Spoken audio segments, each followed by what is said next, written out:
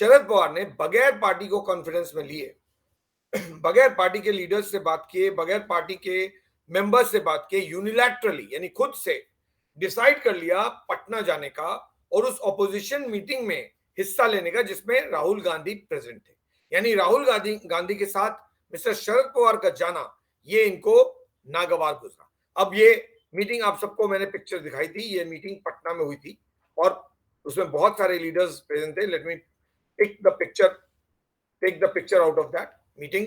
ये वो मीटिंग है जिसकी बात एनसीपी के लीडर्स कर रहे हैं।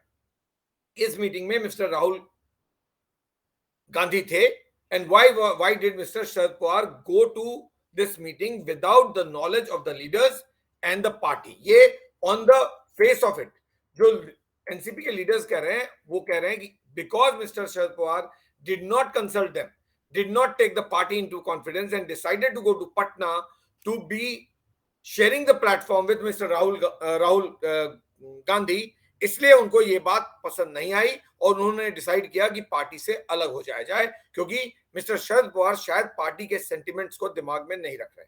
तो विलेन यहां पर बहुत क्लियर तौर पर मिस्टर राहुल गांधी को बनाया जा रहा है कि Rahul Gandhi is the person जिसके कारण ये स्प्लिट हुआ है एनसीपी के भीतर, क्योंकि पार्टी को ये बात एक्सेप्टेबल नहीं है कि मिस्टर शरद पवार राहुल गांधी के साथ किसी तरह का प्लेटफॉर्म शेयर करें।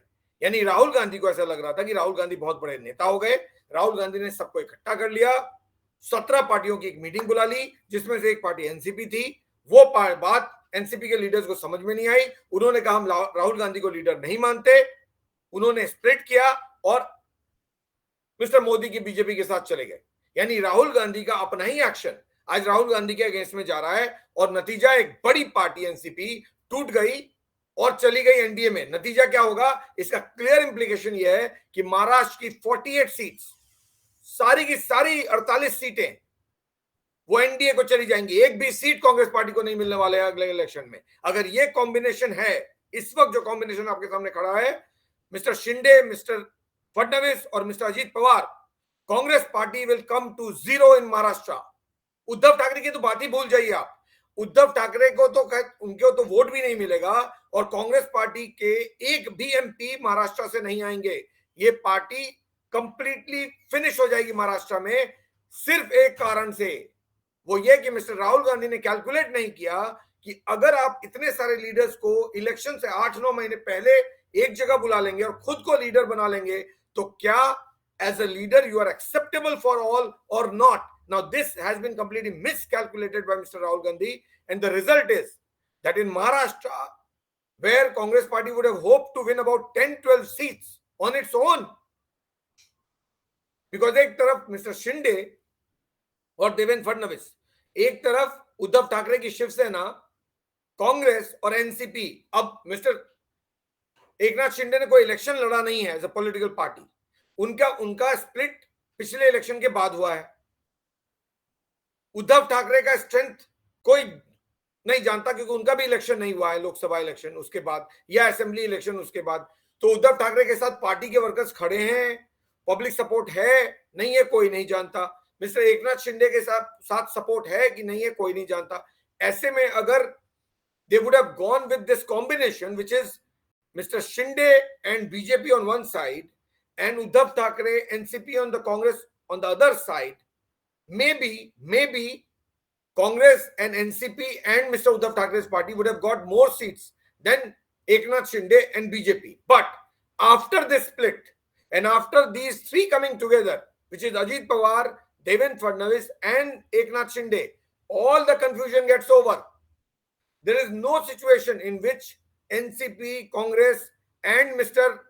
Uddhav Thackeray can win seats in Maharashtra. Maharashtra completely साफ है कांग्रेस पार्टी के लिए अगर ये तस्वीर सही है तो। मैं बार बार कह रहा हूं इस तस्वीर की असली कहानी कोई नहीं जानता क्योंकि मिस्टर शरद पवार के दिमाग में क्या चलता है ये केवल वो जानते हैं। क्या ये स्क्रिप्टेड है, क्या ये रियल है, क्या ये रील है, no one knows. But if this picture is correct and this is what continues till 2024 election, I can promise you Congress party and Sharad Pawar's NCP, if at all it is there till then, I will come and tell you a lot of more things in the show. which will again create a doubt about you whether this picture is real. And Uddhav Thackeray party, Shiv Sena, will completely get wiped out from Maharashtra. All the 48 seats will go to the NDA, which is BJP, NCP of Ajit Pawar and Eknath Shinde. सारी की सारी सीटें लेके चले जाएंगे. अब Lok Sabha election mister Rahul Gandhi कैसे जीतेंगे, कैसे ऑपोजिशन की सरकार बनेगी, आप सोच लीजिए, अंदाजा लगा लीजिए. मैंने उस दिन भी जब शो किया तब कहा था पिक्चर अभी बाकी है. ये तो वो है जो ऑपोजिशन पार्टी ने कहा. आपको क्या लग रहा है कि बीजेपी चुपचाप बैठी रहेगी? बीजेपी भी तो कुछ ना कुछ करेगी. अभी तो सिर्फ शुरुआत है. मैंने एक पोस्ट भी किया, मैं फिर कह रहा हूं, कर्नाटक में इलेक्शंस भले ही ओवर हो गए हों, लेकिन शायद पूरी तस्वीर सामने नहीं है. Karnataka may turn out to be another suspense state for the Congress party, because Congress party, the way it is taking decisions, may not augur well with or go well with a lot of leaders in the Congress party itself. So Karnataka में political development हो, चीजें बदल जाए, don't be surprised, because according to me Karnataka is the next state which is a worrying state for the Congress party. Maharashtra is gone, Gujarat is gone, Rajasthan is going to go, Madhya Pradesh I am not sure. जैसे उस दिन मैं कह रहा था कि BJP के लिए इतनी परेशानी है, इस एक स्टेप ने बीजेपी के लिए चीजें बहुत आसान कर दी हैं, अगर अगर अगर ये कंटिन्यू करता है टिल 2024 लोकसभा इलेक्शन.